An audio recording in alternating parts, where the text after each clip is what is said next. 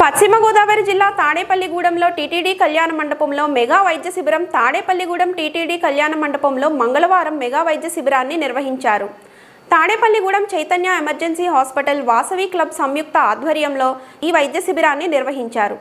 తాడేపల్లిగూడెం శాసనసభ్యులు బొలిశెట్టి శ్రీనివాస్ తనయుడు రాజేష్ ఈ వైద్య శిబిరాన్ని ప్రారంభించారు. చైతన్య ఎమర్జెన్సీ హాస్పిటల్ వ్యవస్థాపకులు K Someswararao, mega medical camp chairman Pulavarthi Rampandu, Vasavi club అధ్యక్షులు పనుమర్తి అనిల్, కార్యదర్శి మండ పవన్, కోశాధికారి ముత్త శ్రీధర్ గుప్తా తదితరులు పాల్గొన్నారు.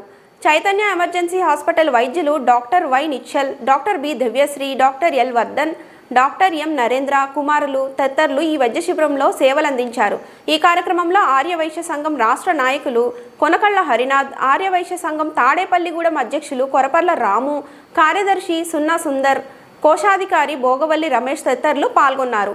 ఈ వైద్య శిబిరంలో ఉచిత పరీక్షలు జరిపి మందులు ఉచితంగా అందించారు.